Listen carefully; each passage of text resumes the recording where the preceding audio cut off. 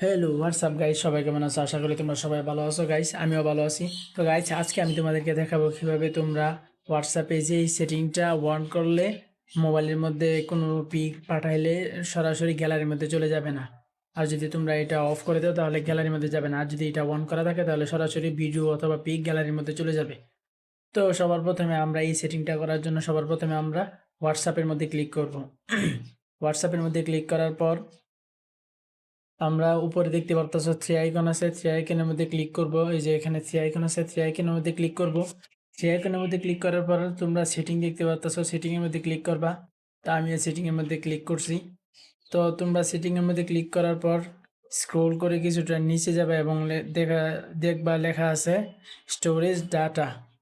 আমি তোমাদেরকে দেখাইতেছি, এই যে এখানে দেখো লেখা আছে স্টোরেজ অ্যান্ড ডাটা। তো এটার মধ্যে ক্লিক করবা। এটার মধ্যে ক্লিক করার পর তোমরা কিছুটা স্ক্রল করে নিচে যাবে, এখন দেখবা লেখা আছে ওয়েন ইউজিং মোবাইল ডাটা। এটা তো তোমরা এটার মধ্যে ক্লিক করবা। তো এখন তোমাদেরকে আমি বলি, এখানে দেখতে পাচ্ছ ফটো, অডিও, ভিডিও। তো এগুলো যেগুলো আছে এটি যদি তোমরা এরকমভাবে টিক দিয়ে দাও তাহলে টিক দিয়ে ওকে দিয়ে দিলে তোমাদের মোবাইলে যদি ওয়াইফাই কানেক্ট হতো বা ডাটা কানেক্ট হয়, ডাটা কানেক্ট থাকে, তাহলে তোমাদের মোবাইলে গ্যালারির মধ্যে পিকগুলো চলে যাবে হোয়াটসঅ্যাপ থেকে, অথবা কেউ পিক পাঠালে সব পিক চলে যাবে। আর এগুলো যদি অফ থাকে তাহলে কোনো পিকই যাবে না, তোমরা ওইখান থেকে ডাউনলোড দিতে হবে। তো আমি এগুলো অফ করে দিব। তো এখানে আমি ওকে দিয়ে দিলাম। তো এটা হলো শুধু মোবাইল ডাটার জন্য। আর যদি ওয়াইফাইয়ের জন্য দেখতে চাও তাহলে নিচেরটা ওয়াইফাই আছে।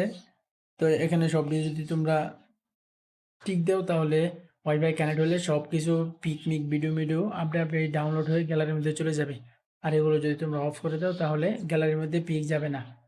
তো আমি এগুলো অফ করে দিলাম, তোমরা অফ করে দিবে তাহলে আর গ্যালারির মধ্যে যাবে না। তো অবশ্যই ভিডিওটা যদি তোমাদের কাছে ভালো লাগে অবশ্যই চ্যানেলটাকে সাবস্ক্রাইব করবা, লাইক কমেন্ট শেয়ার করবা। আর যদি ফেসবুক থেকে দেখে থাকো তাহলে অবশ্যই ফলো করবা, লাইক কমেন্ট শেয়ার। ওকে ভাই, দেখা হবে পরে।